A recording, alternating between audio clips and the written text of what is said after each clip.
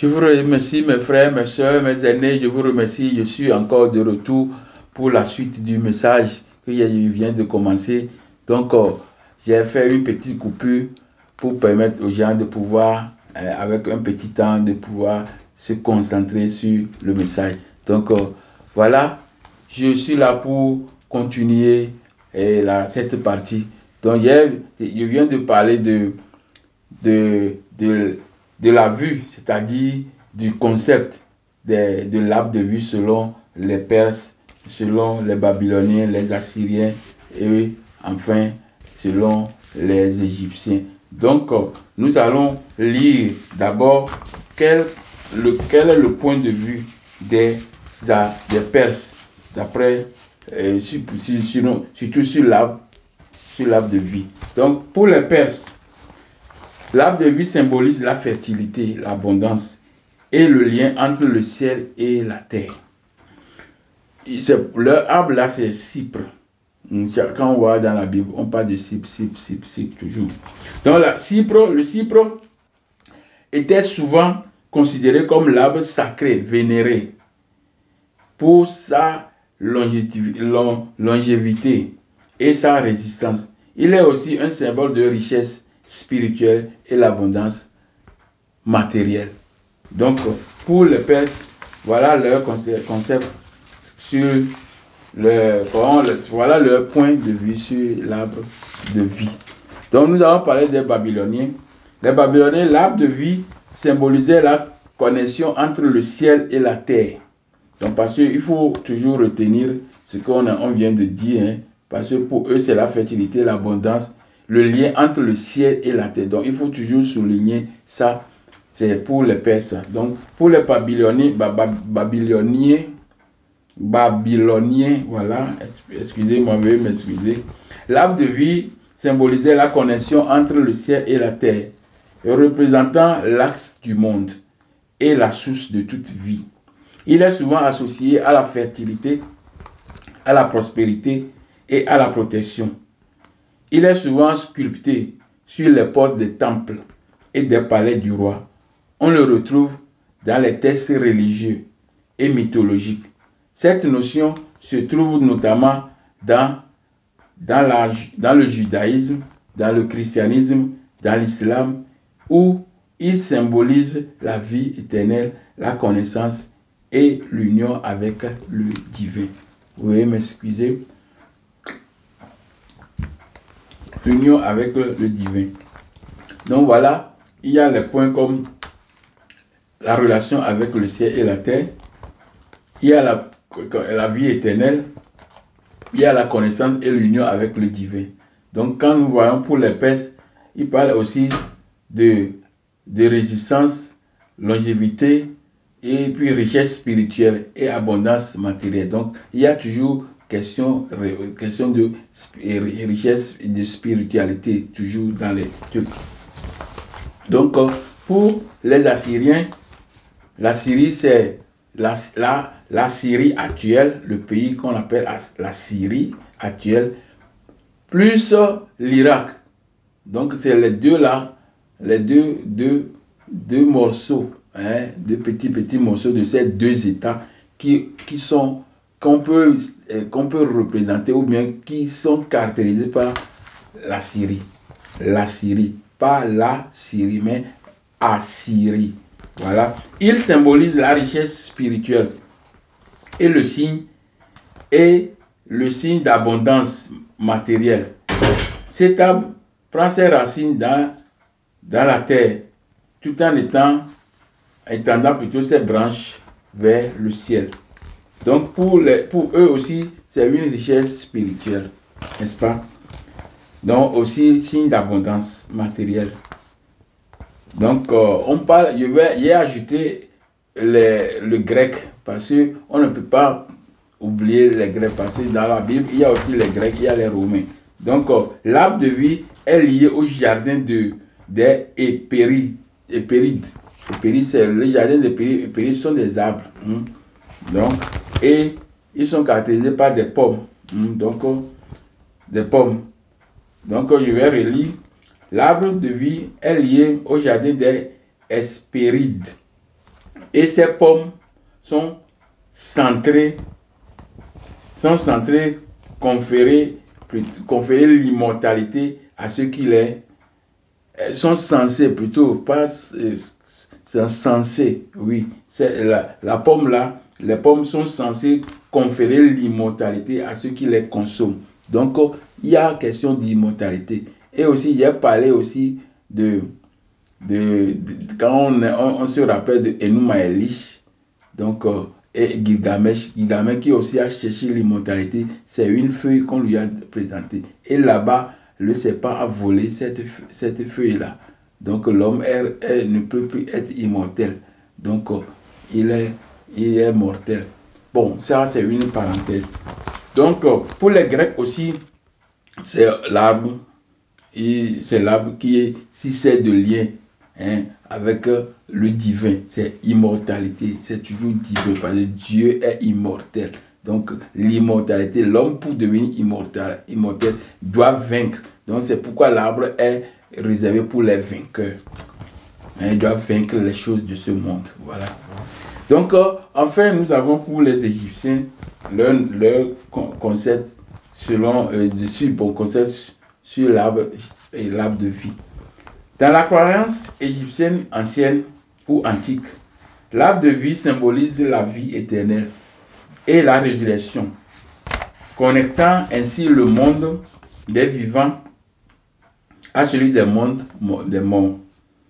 Cet arbre est sacré et souvent représenté dans les tombeaux et dans les temples des rois, des grandes personnalités, et ça symbolisant plutôt la régénération et la protection divine. Donc les branches étaient associées au ciel, à l'abondance, tandis que les racines qui s'enfoncent dans la terre symbolisaient la mort. Donc c'est la relation entre le ciel et la terre. Donc la mort qui est en bas, il y a les feuillages qui servent de nourriture et qui s'étend dans le ciel. Donc c'est pour eux, les racines sont enfoncées dans la terre, ils symbolisent la mort. Il assure la régénération de l'âme du défunt et la protection divine dans l'au-delà plutôt, dans l'au-delà. Sa présence dans le divers mythes et rituels égyptiens renforce l'importance de la croyance à la vie éternelle et à la résurrection. Donc pour les Égyptiens, c'est aussi pareil. Donc nous allons dire que l'arbre de vie, c'est l'arbre là qui connecte l'homme mortel à Dieu immortel. Donc l'homme est appelé à devenir immortel. Donc c'est à travers l'arbre là que quand il va arriver, c'est l'arbre là qui va lui servir d'immortalité. Donc c'est pourquoi je dis que Adam et Ève n'étaient pas, s'ils ont accès à cet arbre, ils ne sont pas charnels. Ils n'ont pas le corps si, mais ils sont plutôt spirituels. Voilà. Donc, nous continuons maintenant la lecture, toujours dans Genèse 2, verset 8 à 17. C'est ça que j'ai réservé.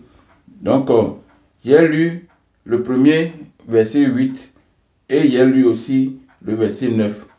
Donc, nous allons lire aussi le verset 15 parce que le Genèse 2, verset 15 à 17, ça aussi c'est deux versets qui sont collés entre eux. Donc, on doit les lire. On doit le lire. L'Éternel Dieu prit l'homme et le plaça dans le jardin d'Éden pour le cultiver et pour le garder. L'Éternel Dieu donna cet ordre à l'homme: tu pourras manger de tous les arbres du jardin, mais tu ne mangeras pas de l'arbre de la connaissance du bien et du mal, car le jour où tu en mangeras, tu mourras. Donc, les deux versets aussi sont des versets qui sont ensemble. Donc, c'est bon de les lire aussi et faire un commentaire ou bien une explication sur ces deux. Donc, nous avons vu dans ce verset qu'on a parlé de quoi? De cultiver et garder. Donc, nous devons comprendre ce que c'est que cultiver. Cultiver aussi, c'est un thème que nous devons connaître expressément parce que c'est utilisé dans ce verset. Donc, cultiver, le terme cultiver vient du latin colere, qui signifie cultiver, prendre soin de, vénérer, labourer. Ce verbe a donné plutôt naissance à la forme cultivus en latin populaire, puis à cultiver en ancien français qui avait le sens de vénérer une divinité, et puis travailler la terre. Il est donc lié à l'idée de prendre soin de travail, l'idée de prendre soin de travailler et puis de rendre un culte. Donc, quand on parle de cultiver, il y a trois manières de compréhension. Il y a un qui permet de travailler, cultiver c'est travailler. Il y a un autre qui dit prendre soin et il y a un autre qui dit rendre un culte ou bien vénérer. Donc, le mot cultiver nous dit cultiver, nous dit prendre soin. Donc, pour prendre soin de quelque chose, comment ça se passe? On doit prendre soin de la chose pendant un temps donné. Donc, le temps pendant lequel tu prenais soin de la chose, c'est le temps là que tu le gardes. Donc, c'est pourquoi on a écrit dans la Bible ici que Dieu a mis l'homme dans le jardin. Pourquoi? Pour le cultiver et le garder. Voilà, c'est le sens là que nous avons pour le mot cultiver. Donc, j'espère que c'est un peu compréhensible. Donc, le sens de cultiver l'homme ici veut dire prendre soin de lui. Et prendre soin de quelque chose, c'est l'entretenir, c'est le garder précieusement pour un temps, soit long ou court. Mais c'est le fait de le garder pour un temps qui n'est pas défini. Donc, on le garde pour un temps. Ce qu'on cultive, ça veut dire qu'il mérite un temps. Un temps. Donc, le temps là, c'est ça qu'on appelle garder, qu'on vient de nous dire dans la Bible. Donc, nous continuons avec les versets, toujours. Nous allons lire maintenant le verset 10, c'est-à-dire Genèse 2, verset 10 à 14. C'est ça le fondamental encore qu'on doit expliquer. Là, ça fait l'objet d'un sujet un peu géant. Mais quand même, j'ai déjà fait une étude concernant ce chapitre, ce petit morceau-là. Donc, c'est une étude bis, mais qui sera vraiment restreinte à quelques mots seulement. Donc, je lis verset 10 à 14. Un fleuve sortait d'Éden pour arroser le jardin, et de là, il se divisait en 4 bras. Le nom du premier est Pishon. C'est lui qui entoure le pays de Havila où se trouve l'or. Le nom du second fleuve est appelé Guion. C'est lui qui entoure tout le pays de Couche. Le nom du troisième est Hiddekel. C'est celui qui coule à l'orient de la Syrie. Et le quatrième est appelé Euphrate. Donc, voilà les 4 versets biblique qui sera l'objet d'études maintenant approfondies. Donc, nous voyons ici dans ces 4 versets, on a entendu le nom de fleuve, on a entendu le nom de Pishon, on a entendu le nom de Havila, on a entendu le nom de Couche, on a entendu le nom, beaucoup de choses ici. Donc, qu'est-ce que nous allons faire à partir de ce... Donc, je vous ai dit dans la vidéo d'introduction qu'on ne doit pas parler de pays, parce que ce n'est pas affaire de pays ici. Le pays, c'est un thème récent. Le pays vient d'être... le mot là, elle vient de naître tout récemment.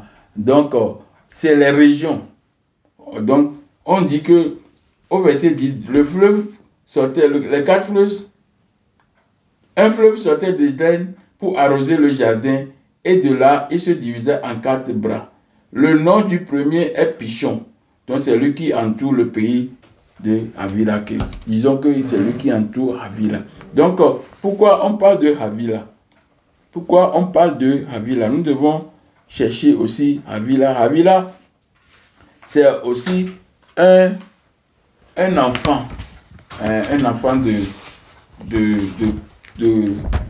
patriarches, c'est-à-dire, bon, on parle de Noé. Noé a donné naissance à quatre enfants, et l'enfant de Couche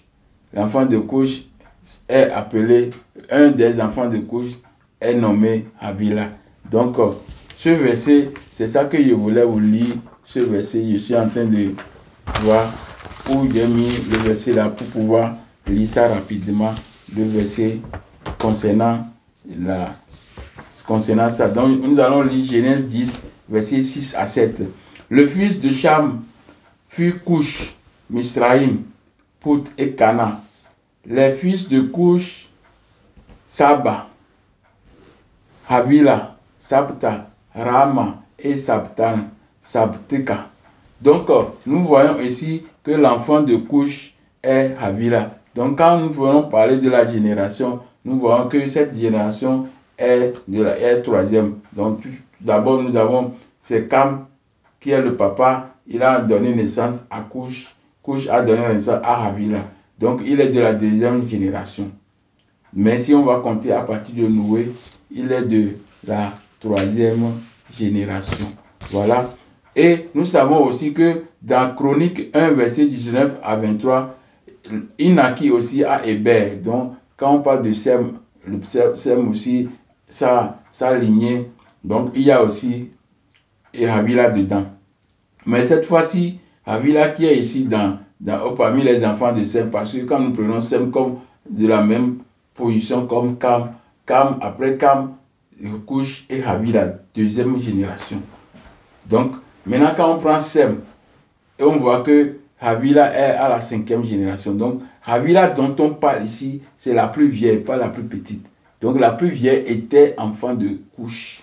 Donc, il est de la deuxième génération. Donc, le fleuve qui sortait, qu'on appelle Pichon, qu'on ne connaît pas aujourd'hui son nom, parce qu'on connaît le nom, on ne connaît pas deux noms, mais on connaît leur endroit. Pourquoi les fleuves du jardin d'Éden s'identifiaient par rapport au nom des fils de Cam, premier-né de Noé, et pourtant ils ne sont pas encore nés. Donc c'est une question qu'on pose comme ça. Donc les enfants là n'étaient pas encore nés, mais pourquoi on va identifier les fleuves là par rapport au nom de ces enfants qui ne sont pas nés? Donc c'est impensable, les gens ne sont pas encore nés, mais il y a des fleuves là qui sont là. On dit que ces fleuves là, c'est déjà au début, au début, et les fleuves là existaient. Donc les fleuves là existaient, et c'est les fleuves là qui donnaient le nom aux enfants, ou bien plutôt c'est le nom des enfants des Hébreux, de Noé, qui sont là, et puis on faisait une allusion autour de ces noms là. Donc nous voyons que au premier, quand Dieu créait les choses, il a déjà connu, on connaît le fleuve qu'on appelle Havila. Donc c'est faux. Le fleuve Havila là, la région Havila que le fleuve l'a entouré, est venue par rapport aux enfants de Noé. Vous voyez. Donc, quand on voit la chronologie, on voit que ça ne cloche pas. Ça ne cloche pas du tout. Donc, c'est un cas aussi qu'on doit mettre un accent. On doit mettre un accent sur ça. Je continue avec toujours le même point. Joktan. Nous avons vu que Joktan aussi un enfant qui est Havila, et on vient de voir que c'est cinquième génération et l'autre est deuxième génération.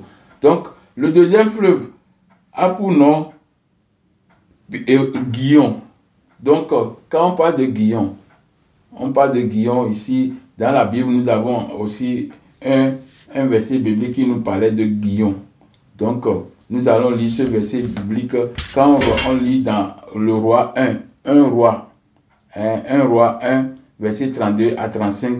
Le roi David dit, lorsqu'on veut introduire Salomon au trône, il va remplacer son père. Alors, qu'est-ce qu'on dit? Je lis, c'est 1 roi 1, verset 32 à 35. Mais on va lire seulement le verset 34 et 35. Là, le sacrificateur, donc, on va lire ça. Là, le sacrificateur Tchadok et Nathan, le prophète, oindra le roi, oindra Salomon pour roi sur Israël. Vous sonnerez de la trompette et vous direz, vive le roi. Vous monterez après lui et il viendra s'asseoir sur mon trône. Il régnera sur ma place. Celui qui, par mon nom, sera chef d'Israël. Donc, surtout, je dois lire verset 33. C'est ça qui est plus fondamental. C'est là-bas qu'on va voir le nom de Guillaume. Donc, le roi David dit, appelle-moi le sacrificateur, comme il a dit, il a écrit, je vais lire comme ça. Donc, il a déjà lu 2 morceaux, donc je vais lire les 2 versets qui restent, c'est-à-dire le verset 32 et 33. Le roi David dit, appelez-moi le sacrificateur Tchadok, Nathan le prophète, et Benaya, fils de Yehoyada.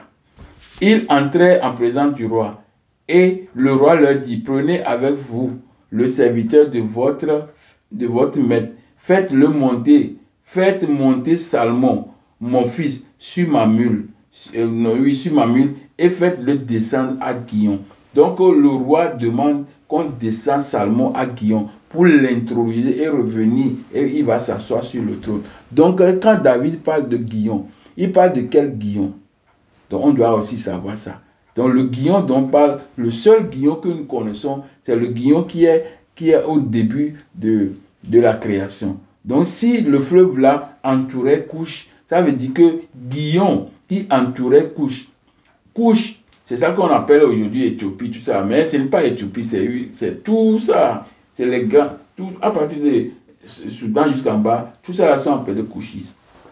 Donc, mais aujourd'hui on a mis l'accent sur Éthiopie, il n'y a pas de problème. Donc toujours on va travailler sur ce qu'on a donné et puis on va éclaircir, on va donner d'autres exemples pour pouvoir éclairer mieux. Donc, Guillaume est le fleuve, le nom du deuxième fleuve, et il est en tout Couche.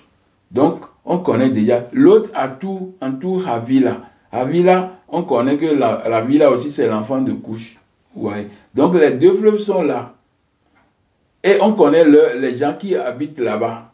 Donc, si on connaît les gens qui habitent là-bas, mais on ne connaît pas les fleuves aujourd'hui, quand même, on connaît les noms les gens qui habitent là-bas. Donc, si les gens là sont là aujourd'hui, toujours parce qu'ils sont là, donc ça veut dire que le fleuve là est là. Et le fleuve là ne peut pas disparaître. Donc, j'ai fait l'étude déjà pour montrer que les 2 fleuves étaient le fleuve, le Nil bleu et le Nil blanc. Le Nil bleu, il a pour source dans les montagnes d'Éthiopie. Et le Nil blanc, pour sa source aussi dans les montagnes dans les rives en Afrique de l'Est là-bas. Hein, dans les régions de Rwanda, Burundi, Tanzanie, Kenya. Dans ces régions-là, c'est là-bas que ça sort. Le fleuve blanc, le Nil blanc dont on parle. Donc, les 2 fleuves, on connaît le nom de ces 2 fleuves. Vous voyez? Donc, j'ai déjà montré à travers mon étude d'avant que les 2 fleuves, c'est dans les 2 fleuves qu'on a le méso entre les eaux. Entre les eaux. Méso, entre les eaux. Donc, c'est les 2 fleuves-là qui ont formé Méso. Et on doit les appeler Mésopotamie. Hein? Donc, les 2 fleuves-là, en arrivant, ils sont arrivés à Khartoum. Quand ils arrivent à Khartoum maintenant, ils font un. Il devient un seul fleuve maintenant. Et le nom de ce fleuve seul qui est là, parce que le fleuve là, les 2 confluent, les 2 viennent se rencontrer et ils forment un seul fleuve. C'est le seul fleuve là qu'on appelle Nil. Et c'est ce fleuve là qui est parti directement dans la mer. Donc, maintenant, si le fleuve là, les 2 fleuves quittent les montagnes là et puis se joignent à Khartoum et ils partent là-bas, c'est le seul fleuve là qui est parti. Et ce fleuve là a un nom. C'est ça qu'on appelle le Nil. Mais les 2 autres fleuves, quand on va lire le verset, les deux versets 13 et 14, le nom du second fleuve est, non, le 14 et 14 plutôt, le nom du 3e est Hiddekel. Donc on ne connaît pas Hiddekel aujourd'hui. Hein? Vous voyez, on ne connaît pas Hiddekel aujourd'hui. Et puis, c'est celui qui entoure l'Orient, celui qui coule plutôt à l'Orient de la Syrie. Et le 3e fleuve est appelé Euphrate. Donc, on connaît seulement un seul fleuve. Aujourd'hui, comme ça, on connaît seulement un seul fleuve, seulement Euphrate. Les autres fleuves, là, on ne connaît pas. Mais, ces fleuves-là, on a déjà donné des indications. C'est ces indications qui nous permettent de voir que s'il y a dans cette région, des gens là ont habité là-bas, ça veut dire que le fleuve là était là-bas. Et le fleuve ne disparaît pas. Les fleuves ne disparaissent pas. C'est impossible parce que la terre a besoin de l'eau. Donc, nous avons besoin de l'eau, les arbres, tout ça. J'ai fait des études concernant tout ça, là, le rapport de l'homme avec les éléments qui l'ont précédé. J'ai fait tout ça. Si vous allez regarder ces vidéos, vous allez comprendre ce que j'ai dit. Et si vous regardez aussi, rendez à l'Afrique les deux fleuves de la Mésopotamie, Tigre et Euphrate, s'il vous plaît. Vous allez aussi prendre connaissance de beaucoup de, c'est-à-dire de comprendre, vous allez avoir une compréhension nette sur ce que je dis. Donc les deux fleuves, le Nil et le Bleu, sont là, ils arrivent dans la mer, et quand ils rentrent dans la mer, ils ont créé embouchure, puis ils partent dans la mer. Donc je dis qu'un fleuve quitte une montagne, et il dévale la montagne, et au cours du parcours du fleuve, il y a toujours des bassins. Vous voyez, c'est les bassins qui permettent de retenir un maximum d'eau. Et que le fait que le vase là, parce que Dieu crée le vase, des grands vases dans la terre. Donc, ces grands vases là, c'est ça qui sont les vallées.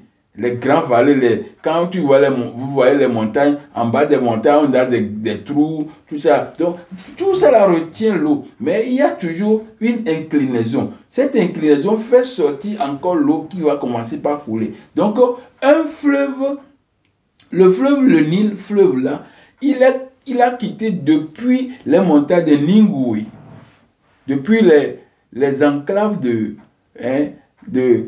Tanzanie, Burundi et Rwanda. Donc, ça, c'est Kagera. On l'appelle le fleuve Kagera. C'est le bras même de grand Nil, ça, le Nil bleu. Donc, c'est là-bas. Donc, si on dit que le lac Victoria est la source du Nil, c'est faux. Il n'est pas la source du Nil. C'est un vase, une rétention d'eau.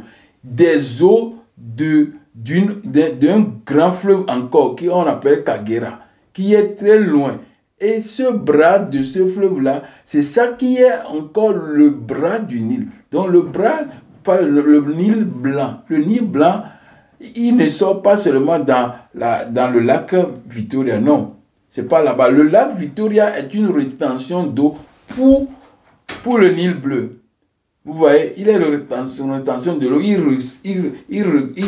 Il prend l'eau, il conserve plutôt l'eau pour la suite du trajet de l'eau, du fleuve. Vous voyez? Donc, le fleuve quitte la montagne et il passe par le lac Victoria et puis il descend et il arrive jusqu'à Khartoum. Et puis il croise maintenant l'autre qui vient aussi d'Éthiopie et il descend et quand ils se croisent, ils font une route ensemble. Donc, la route là qu'ils font ensemble, c'est ça qu'on appelle le Nil, c'est ça qui part. Mais, les deux autres fleuves qu'on nous a cités ici, qu'on appelle aujourd'hui, desquels les gens disent que c'est Tigre, oui, on ne refuse pas. Donc, si on prend Tigre, on prend Hiddekel qui est Tigre, et on prend Euphrate, les deux fleuves là, ils quittent les mêmes montagnes arméniennes, c'est-à-dire dans les montagnes de Turquie là-bas. Dans leur montagne là-bas, c'est là-bas que les deux fleuves la quittent. Donc, le fleuve là qui quitte la montagne nous montre que le Tigre même est un affluent de l'Euphrate. Et l'Euphrate même est créé par d'autres rivières. Parce que je vous ai dit que le parcours d'un fleuve, il a toujours en son sein des bassins d'eau, les lacs.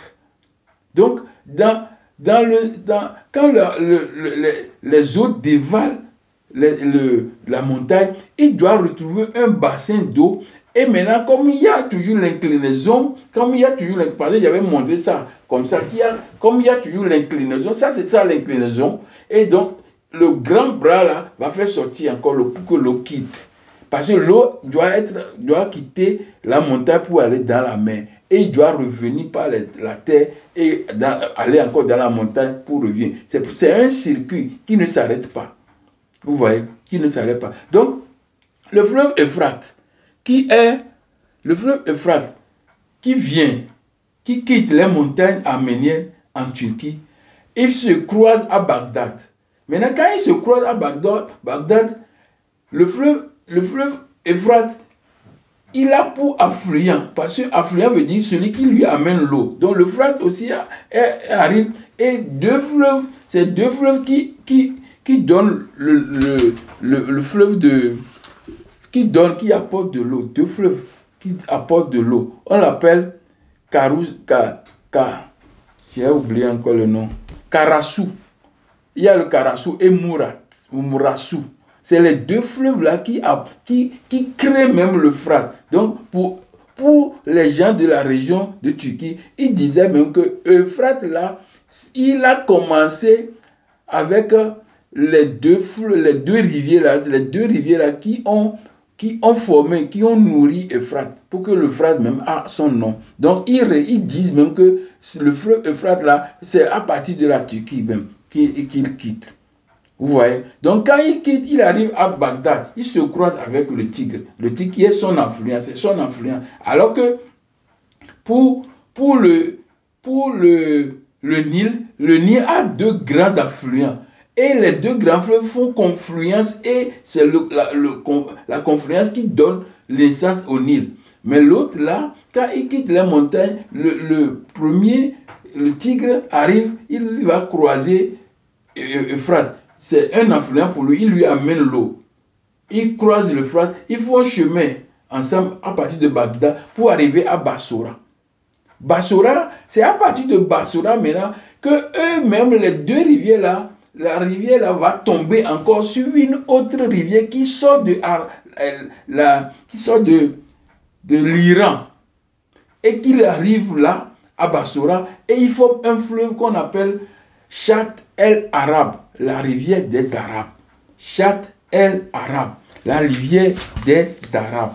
Donc, on dit Chat el Arab, c'est un fleuve du Proche-Orient qui forme par la réunion de Tigre et Euphrate et qui se jette maintenant dans le golfe Persique. Donc, le fleuve du Proche-Orient qui forme par la réunion, c'est-à-dire qui forme par la réunion du Tigre et Euphrate.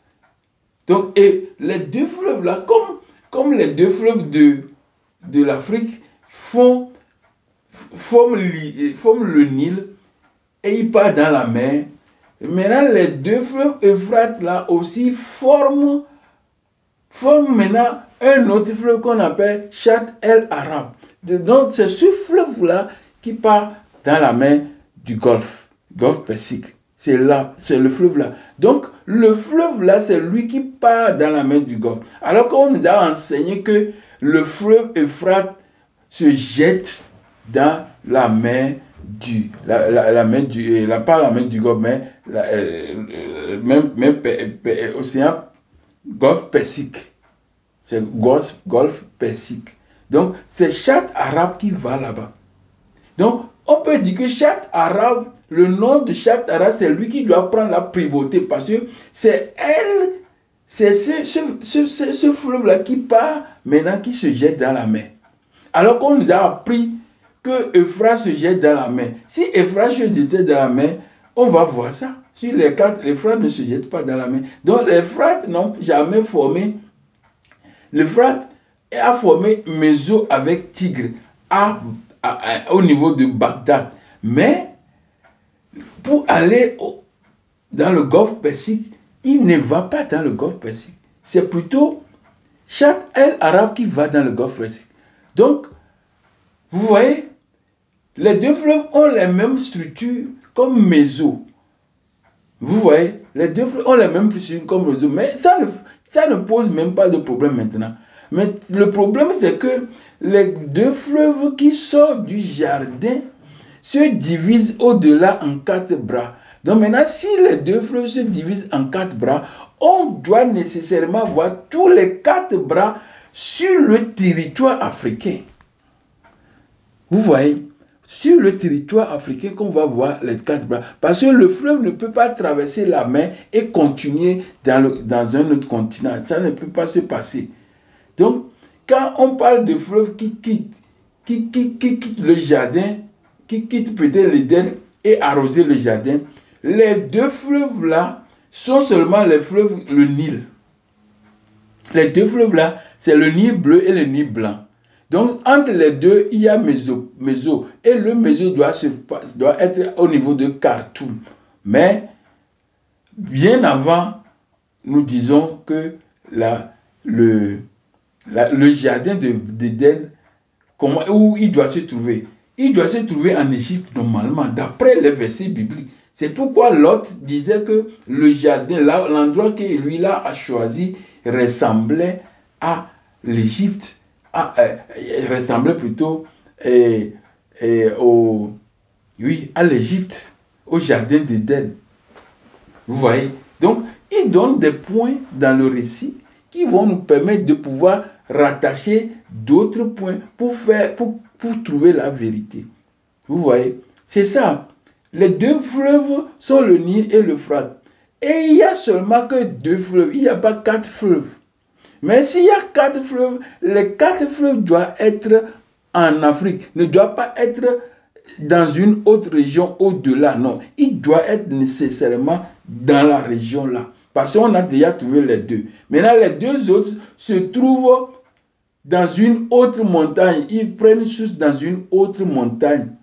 Et ils se versent où? Dans l'océan, dans le golfe Persique. Donc ça veut dire qu'on vient d'avoir deux jardins d'Éden. Vous voyez? Donc c'est le thème là que je dois vous dire. On a maintenant 2 jardins d'Éden. Il y a un jardin en Afrique et il y a un autre jardin aussi dans la Mésopotamie, en Irak, tout ça. Il y a un autre jardin. Donc c'est pourquoi Branham, c'est pourquoi Branham a dit que le truc là n'était que la réplique. C'est une réplique. Donc, une réplique veut dire une image virtuelle ou une image symétrique. Donc, quand on parle d'image, nous devons chercher plutôt quel est l'objet réel quand on parle de son image. Donc, l'objet réel est les 2 fleuves, le Nil bleu et le Nil blanc, qui sont en Afrique. Et il arrive en Égypte pour aller dans la Méditerranée. Vous voyez? Donc, c'est une réplique qu'on a fait et on dit, chaque fois qu'on parle de Mésopotamie, tout le monde tourne le regard vers Mésopotamie. Non. Le fleuve qui rentre même dans le golfe Persique n'est pas Euphrate. C'est chaque île arabe qui entre dans le golfe Persique. Donc, il formait réellement un méso. Mais ce méso-là ne doit pas être différent. Parce que on a dit que le fleuve qui nourrit ou bien qui arrose le jardin, il se divise en 4. Donc, si le fleuve se divise en 4, le fleuve doit avoir une source, c'est-à-dire la source qui va dans la mer, doit être unique. Et on aura 4 fleuves au-delà. Donc, quand on a les 4 fleuves au-delà, ces fleuves doivent être nécessairement dans la région des Grands Lacs. Vous voyez? Donc, la Mésopotamie qu'on nous a vendue n'est pas la vraie Mésopotamie. La Mésopotamie réelle est en Afrique. C'est pourquoi Lot dit dans Genèse 13, verset 10. Je vais encore relire ça. Genèse 13, verset 10 nous dit, Genèse 13, verset 10 nous dit, Lot leva les yeux et vit toute la plaine du Jourdain qui était entièrement arrosée avant que l'Éternel eût détruit Sodome et Gomorrhe. C'était jusqu'à Tchoa. Tchoa, c'est dans la Jordanie. Tchoa, c'est dans la Jordanie. Donc, comme un jardin d'Éden, comme un jardin plutôt de l'Éternel, parce qu'on connaît que le jardin de l'Éternel s'appelle jardin. Le jardin de l'Éternel s'appelle Éden. Le jardin plutôt de l'Éternel est dans l'Éden. Donc, c'est le jardin de l'Éternel. C'est ça que nous connaissons. Donc, il dit que comme un jardin de l'Éternel, comme le pays d'Égypte. Et il donne encore le nom du pays Misraïm, Égypte, enfant de Cam. Vous voyez. Donc, ce sont des astuces qui vont nous permettre d'être dans la vérité ou bien de retrouver la vérité. Aujourd'hui, je vous dis, mes frères, mes sœurs, ce qu'on nous a vendu comme récit de cette partie de la Bible, c'est un récit d'abord qui concerne l'Égypte. Parce que le Nil a traversé l'Égypte. Et le jardin, le fleuve sort de l'Éden pour arroser le jardin.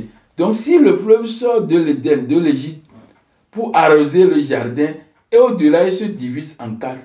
Donc, il ne peut pas se diviser en quatre et on ne doit pas voir les quatre fleuves. Et on va retrouver les autres fleuves quelque part et un d'autres en Afrique. Non. Donc, quand ça sort, il doit arroser d'abord le jardin. Et le jardin est déjà décrit que nous sommes dans l'Afrique centrale. Pas l'Afrique centrale, mais Afrique de l'Est, descendu au central un peu, central et est. Donc, on est dans la région de Rwanda, Burundi, Kenya, Tanzanie. C'est dans cette région-là qu'on appelle Grand Lac, parce qu'il y a beaucoup de lacs là-bas. C'est dans cette région-là que le jardin de Dieu, Éden, se trouve. Donc, comme les enfants de couche, comme plutôt les enfants de couche nous ont permis de délimiter les fleuves, nous allons trouver directement que ce fleuve ne peut être que le Nil blanc et le Nil bleu, qu'on connaît. Parce qu'on ne veut pas donner le nom du Nil des deux fleuves. Ils ont dit le fleuve qui entoure Pichon et Guillon. Et alors, maintenant, même Guillon, c'est le nom là que David là a aussi prononcé pour qu'il dise, faites descendre mon enfant au fleuve de Guillon. Et le fleuve de Guillon ne peut pas se trouver à Babylone, non. Le fleuve de Guillon est en Afrique. Et même, j'ai déjà montré dans ma vidéo, quand je faisais l'étude sur la face cachée du Sinaï, l'origine emblématique de tous les acteurs du monothéisme. Et Sinaï dévoile ses secrets. Donc, vous allez regarder ces deux vidéos. Donc, dans ces vidéos, j'ai montré que le triangle le bras plutôt, le petit triangle en bras, de la main rouge, triangle comme ça, de la main rouge, le triangle dedans là, tout ça là, c'est pour l'Égypte. C'est pour l'Égypte. Donc, la Jordanie, la Palestine, tout ça là, appartenait à l'Égypte. C'est pourquoi Lot disait que ça ressemble au jardin d'Éden. Au jardin plutôt de l'Éternel, le pays d'Égypte. Vous voyez? Donc, ce sont des choses qui sont là écrites, que nous allons faire un petit effort. Ce n'est pas donné à tout le monde, mais quand même, si c'est un effort, c'est donné à un être humain, c'est donné à un être humain pour toute l'humanité. Donc, ce n'est pas que c'est donné à une seule personne, ça veut dire que c'est pour lui, non. L'homme représente l'homme en tant qu'homme qui sont sur la face de la terre. Donc, quand nous recevons ces éclaircissements, ces points qui nous ont permis d'être dans la vérité, nous devons dire, et ça c'est bénéfique pour le monde entier. Vous voyez, c'est bénéfique pour le monde entier. Ce n'est pas pour qu'une seule personne, comme eux, ils ont toujours l'habitude pour dire que ça là nous appartient, ça là nous appartient, c'est pour nous, ça là, ça nous appartient. C'est nous qui devons écrire la loi pour l'humanité, c'est nous qui devons être le gendarme du monde, c'est nous qui devons qui devons distribuer les choses des gens à eux. Même si la chose t'appartient, eux, ils vont prendre ça dans ta main pour te dire, prends ça. Non, on va pas. C'est eux qui distribuent. Ce n'est pas ça, ce n'est pas ça. Nous devons être dans la vérité. La vérité, c'est la vérité. On ne peut pas contourner. On ne peut pas contourner. La vérité, c'est la vérité. Donc, comme mes frères, mes soeurs, mes aînés, je vous salue comme d'habitude et je vous dis en toute sincérité que le travail ici, permettez-moi, parce que j'ai beaucoup parlé, j'ai besoin d'oxygène, j'ai besoin, ma langue est ma gorge est sèche, donc j'ai besoin d'éteindre un peu avec ma soif. Donc je vous demande beaucoup d'excuses pour ce geste. C'est biologique, mais je demande beaucoup d'excuses. Donc, mes frères, mes soeurs, je vous salue comme d'habitude et je vous dis humblement que le travail que nous faisons ici, et ou bien que je fais, oui, à l'aide de Amora et à l'aide de les esprits ancestraux plutôt, les esprits ancestraux, je voulais dire des divinités ancestrales, mais je parle d'esprits ancestraux, vous me permettez. Donc, ce travail-là n'est pas seulement un travail qui est déjà fini, non, c'est pas fini. Ce travail doit être continué. Et je sais que les bases que nous posons pour le futur. Donc, si les gens d'aujourd'hui n'arrivent pas à comprendre ce que je dis, c'est parce qu'ils observaient ce qui est déjà passé. Et ceux qui vont arriver dans le futur, c'est eux le message ici. Ils auront ce message pour leur route, pour servir de loupe, pour servir de mémoire. C'est ces messages qui vont les compiler. Et ils vont aller en profondeur pour faire montrer à leur génération la vérité même que je n'ai pas pu toucher ici. Parce que je parle dans mon monde, dans le monde dans lequel je suis, avec tout ce que nous avons reçu d'hier. Et eux, ils vont parler dans leur temps, avec beaucoup d'aisance et de clarté, beaucoup de lumière. Et ils vont comprendre encore le message ici. C'est parce qu'on a déposé la base.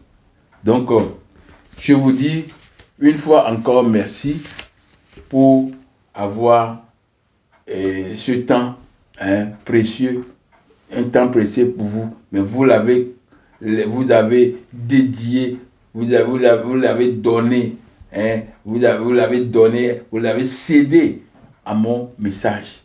Donc, je vous dis une fois encore merci. Il y a des choses, je suis en train de fouiller pour voir si je peux encore dire quelques mots. Oui, parce que c'est très important. Tout ce qui est sur ce papier n'est pas dit. Tout ce qui est ici n'est pas dit. Mais il y a des choses que je dois aussi vous dire.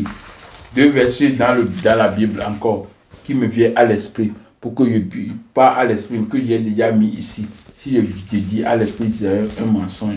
J'ai déjà mis ça ici. Donc, on va lire ce verset, Acte 7, verset 22 à 23. Moïse fut instruit dans toute la sagesse des Égyptiens et il était puissant en parole et en œuvre.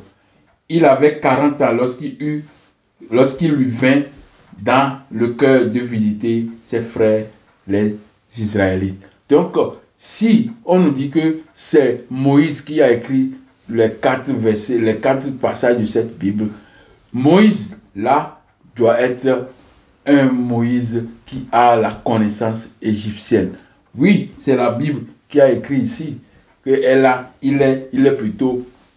est instruit dans toute la sagesse. Donc, s'il va parler une langue, il doit parler une langue égyptienne. S'il doit tout faire, il doit faire des choses à l'Égypte. Comme si aujourd'hui, notre paradigme africain a disparu.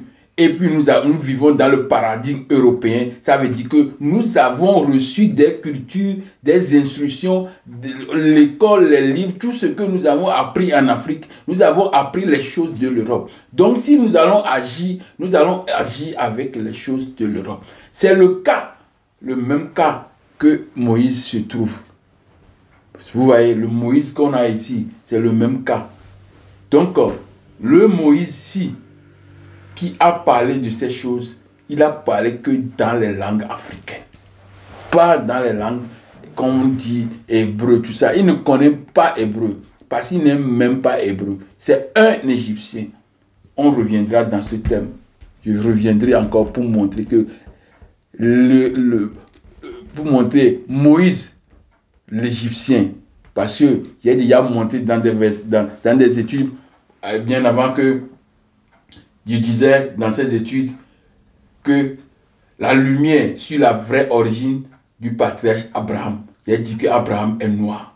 Sem, Kamite, voilé, gardien de toutes les traditions kamites. Donc si Sem aussi est kamite, il est noir. Sem, l'ombre, est un membre virtuel des Yavétis. Si Sem vient tuer ses frères kamites, ça veut dire que ce n'est pas lui qui a tué, parce que c'est son frère direct qui est Kam. Donc, c'est son frère direct qui est Kam. Et il est noir tout comme lui. Et même Japheth aussi est noir. Mais il est noir et albinos. C'est ça qu'on a dit. Parce que si le papa est Noé, et il a eu Kam qui est noir, automatiquement, Kam et Noé aussi doit être noir. Donc, ce sont des choses que nous devons comprendre. Ce n'est pas qu'on va vous dire, c'est qu'on va comprendre. Parce que nous sommes dans le paradigme mensonger, paradigme européen, mensonger, occidentaux. C'est pourquoi. Donc, je vous demande d'aller regarder ça là. Donc, si Noé est noir, Sem est noir, Kam est noir, c'est Moïse qui sera blanc. C'est Moïse qui sera blanc. Alors que dans la Bible, on comparait déjà Moïse à un Égyptien. Vous voyez? Donc, je reviens dans un autre thème. Peut-être après la fin de ce passage, je reviendrai pour vous montrer encore que Moïse est égyptien. Avec des versets bibliques et à l'appui des versets des informations extra-bibliques. Voilà. Je suis arrivé à la fin de cette étude et je vous dis merci. Merci de tout cœur. Merci. Merci. Au Père à vous.